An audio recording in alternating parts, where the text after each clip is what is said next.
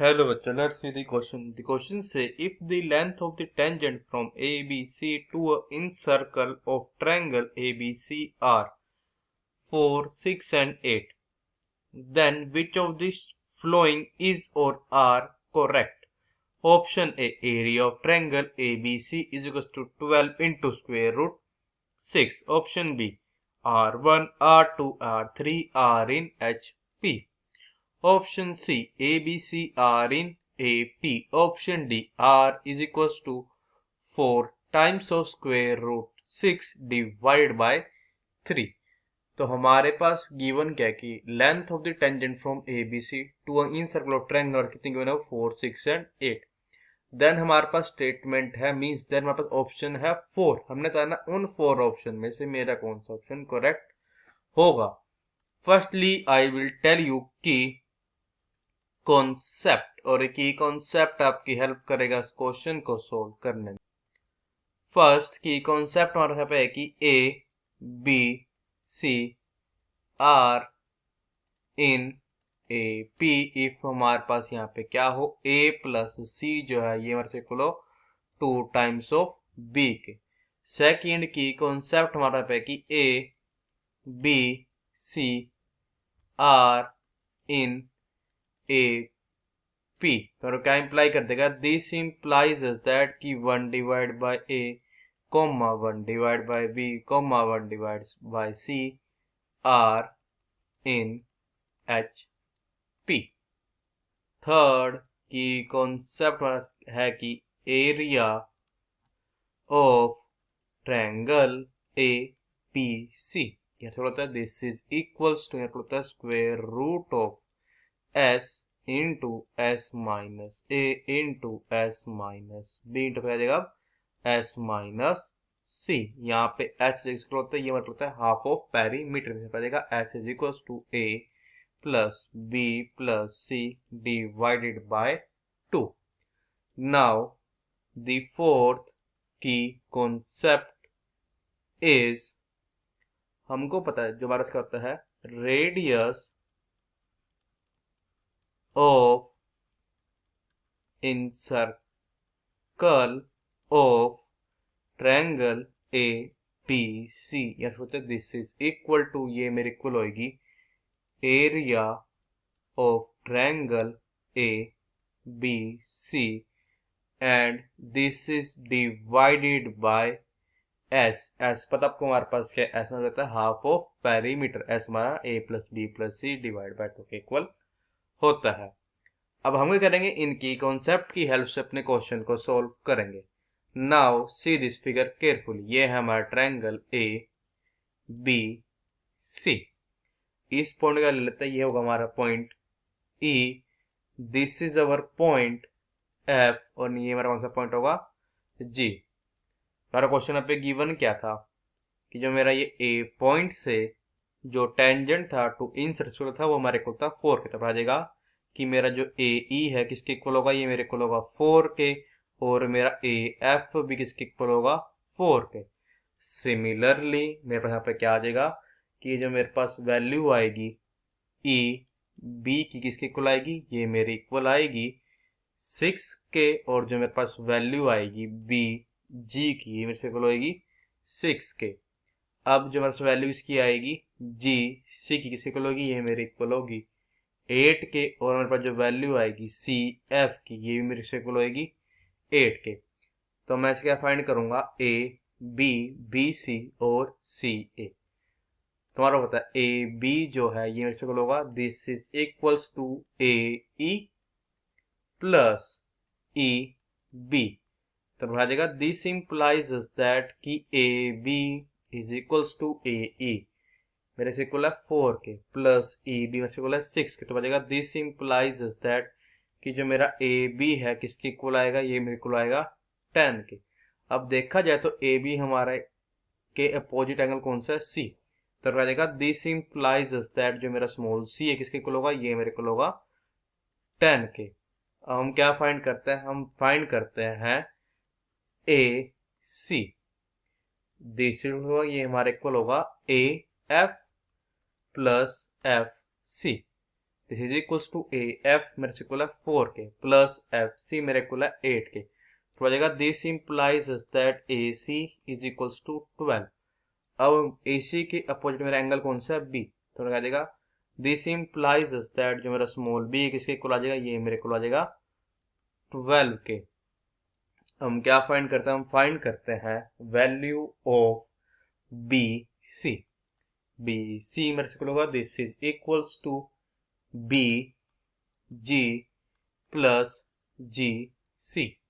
तो अब क्या आ जाएगा कि this implies that B C is equals to B G मेरे को है 6k प्लस जी सी मेरे को है 8k। तो आ जाएगा दिस इम्प्लाइज दैट कि बी सी मेरे से इक्वल होगा 6 प्लस 8 तो आ जाएगा 14।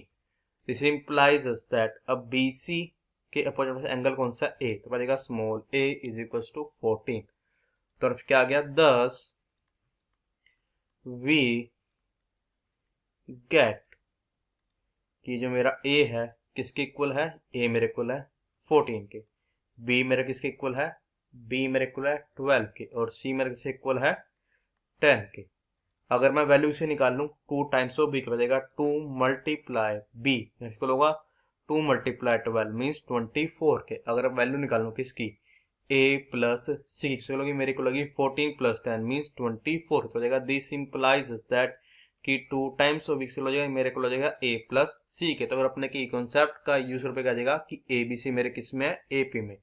दिस इम्प्लाइज दैट कि A B C are in AP। इसका मतलब क्या है कि ये जो मेरा ऑप्शन सी है ये मेरा करेक्ट ऑप्शन है। अब चेक करते हैं बाकी मेरे कौन से ऑप्शन करेक्ट और कौन से मेरे ऑप्शन इनकरेक्ट है। अब देखो मैं क्या फाइंड करता हूँ, हमारा एरिया ऑफ ट्रायंगल ABC।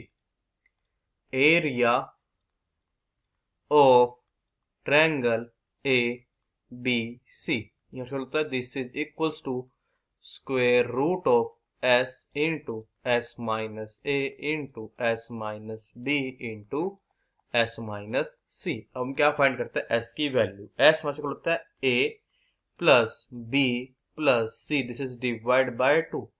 तो पास आ जाए पे दिस इम्प्लाइज दैट कि s होगा s is equals to a हमारे इक्वल है 14 के प्लस b 12 के इक्वल है प्लस c हमारे इक्वल है 10 के, दिस इज डिवाइड बाय 2।